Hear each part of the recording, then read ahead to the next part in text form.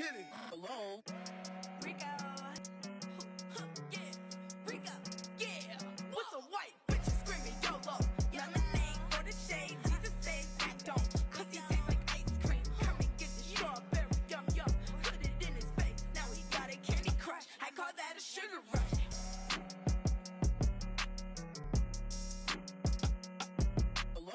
Hey y'all, welcome to another episode of Aestheticallyamber TV. I'm Amber and let's get into it, okay? So before we get into the video, I'm gonna need for you to look in the description box below. Follow me on all my social medias. Make sure you like, subscribe, and comment on this video, okay? Please, girl, please. Okay, so I haven't done these in a while, so we're gonna do one really quick. This is a Confessions of a Tall Black Girl video, and today we're going to be talking about the stereotype of being an angry, independent black woman. Okay, strong. Excuse me. Let me say it completely. Okay, an independent, strong black woman. Okay, we're going to talk about that label and the problematic parts of that label and where it even comes from. Okay, so all right, let's get right into it. Okay, so. If you're not a part of the black community, I'm gonna need for you to just sit back, relax, and be quiet, okay? Also, if you are not a woman, I'm going to also need for you to sit back, recline in your seat, and learn something, okay? So, where do I even start? So, I guess you can go all the way back to, good old slavery, and we can really break this down. Black women were expected to be able to handle having their children taken away from them, being beaten, working extremely long hours in the field, being molested and raped by their white masters, other slave men, and other slave holders, or the people that would be on the plantation and watching the slaves. And because the black woman didn't break down and all that stuff, and they were still able to maintain family dynamics and shit, people just assume that black women can handle all that. And it's passed on from generation to generation that, black women are expected to be able to handle everything and then some. And the, irony in all of that is black women are probably the most, harmed people in the country. We're the most unsafe people here, okay? In the world. We're the most unsafe people here, group of people here, okay? Our own kind don't even fuck with us.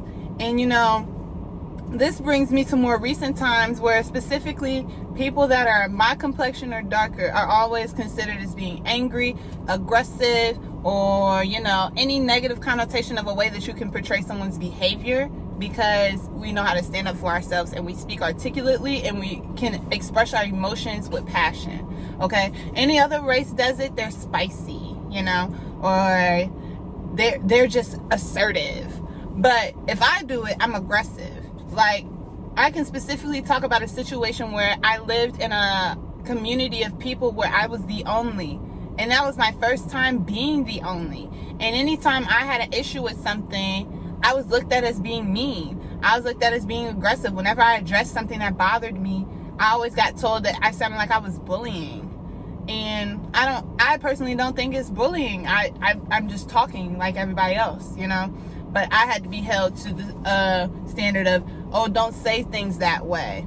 Or, you're a little too loud. Calm down. Calm down? Do you tell men to calm down? Do you tell anybody other than black women to calm down? No. And it was so bad that it even filtered into my workplace. At the job I was at, they did a thing where the staff critiqued one another, and there's so many problematic things with that in and of itself. You might have issues and tension with people that you work with, or someone doesn't really know what's going on with you personally, and they're only observing you for however long they see you. So many problematic things all in that at once. But literally, when I was sitting down with my supervisor looking at the comments made about me, a lot of it was about how loud I was. It sounded like I was yelling at people, and it came off as mean, and I disrupt other people's classroom environments. And, you know, I didn't personally see it as an issue. It was kind of just weird because I was just like, well, I feel like everybody was doing that. And just because I'm not soft-spoken, I can't control the volume of my voice, you know. Like, I can't control that I project and it sounds louder than you. Like, what do you want me to do about that? Like, I've always been this way. This is the way my voice sounds. Like, there's nothing I can do about that. But, you know, I digress. It took my white female supervisor to sit there and tell me that she felt uncomfortable with the comments that were made about me. Like, really sit back and think about that. And that's why, you know, white women, I wish, you know, sometimes y'all could be allies in them spaces, like how my supervisor was trying to be an ally for me in that space. I wish, let me turn this off because y'all can probably barely hear me. But, like, I wish that, you know, more people were being an ally to me in that space, because it was just like, damn. And I wish more white women would see that as an opportunity to be an ally in that space, because it's already bad enough that I'm already looked at as being aggressive, angry, and a problem before I even open my mouth. But then to actually have people really feel that way about me, and, like, I don't know, I'm just trying to do my job and I have nobody to defend me. Like, what the hell? And then let's get into how it's internalized within our own communities through colorism, okay? There's this show, you probably all know, it's called Real Housewives of Potomac. Now, on this more recent season that has just ended this year in 2020, there was a new woman that was added to the show. She was an African woman. She was the first African woman to be in any of the Housewives, like, franchise shows. So she came on to the reunion basically saying, like, I didn't like when I was told that I was being aggressive. A lot of the women on the show are aggressive. That's pretty much the dynamic of everybody on the show. People get aggressive with one another, but it felt very attacking when someone said it to me.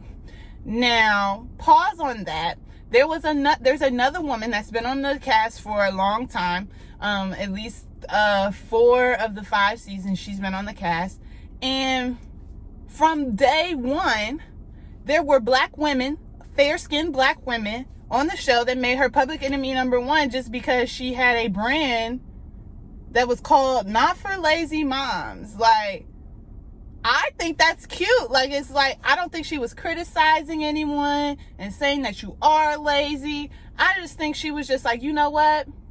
This is for moms that are, like, always on the go with their kids. Now, no one took the time to, like, really get into what she meant about her brand. No one really, like, gave her the benefit of the doubt with where she was coming from with her brand. They pretty much just wrote her off as, oh, this bitch is problematic and she's an issue, right? So, fast forward, 2 of these women on the show, not the one I was just talking about, this woman, there was 2 other women that basically had problems with the other dark-skinned woman on the show. And there was a guy that's on YouTube. I'm not going to say his YouTube name because it really don't mean shit. But he basically criticized the woman I was just talking about for being colorist. Now, that woman is the same complexion as one of the women that he tried to say was having colorism attacked on her and put on her, you know. And this is where black people within the black community, we need to stop trying to say, you know, oh, you're brown skin, so you don't have any issues, or, oh, you're not that dark, so we're not talking about you in this colorism conversation. Like, do you think white people care that I'm not that dark? Like, look at my skin. I really am not that dark. But to them, I'm dark enough. So, does it really matter that she wasn't African black? Like, does it really matter? Because before those two other women that YouTuber was claiming were experiencing colorism, before they even got on the show, she was the enemy. She only had one ally on the show. Everybody else was against her. And she never claimed colorism in that. She took that shit and she just said, these bitches are haters, and just moved along. And you know, it's just the irony that a black man even jumped into the conversation. For me, like, mind your business, stay in your place. Let black women deal with black women drama on a personal level. Like, I would hope you would realize that in the ignorance of your comment, okay? Again, I'm not going to say who the YouTuber was, but very much ignorant. It's giving ignorance. It's giving masculinity. It's giving shut the fuck up. Very much. So, you know, but this is typical of black men, you know. They want to butt their heads in black women conversation, but then want to judge how black women handle their issues. No, boo. This is not your space. Okay? Not your space. I digress. I want to get back to what I was getting into. It's so interesting to me to hear fellow black men complain about how aggressive, how mean, how much they were hurt by black women. Now, and mind you, a lot of these situations come from their mothers or people that they met in middle school and elementary school. I'm not the one to sit here and tell somebody how to handle their trauma and, you know, not to be upset about something that happened to them. But at the end of the day, sweetie, you're grown. Those people that picked on you don't even probably remember they picked on you. So why, you know, what do I want to say? Why, like, demonize, there's the word, why demonize a whole group of women based on one or two? And black women, you know, in the same breath, I don't think it's right to be that way towards people that look like us. But, you know, we have our own issues that we need to sort through ourselves. And that's a conversation that will be had in a second. But right now, black men, we're on you. Why do you feel so comfortable telling people that look like your mother that they are angry, aggressive, mean, or assuming that they're just so strong that they can just handle whatever bullshit you throw at them?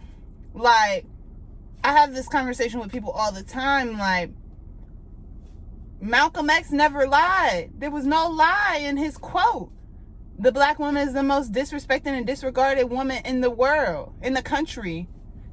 Asterisk world. Like, you hear me? Like, I have to sit there and fight against white people and every other race, and then I have to come home and fight against my man that looks like me.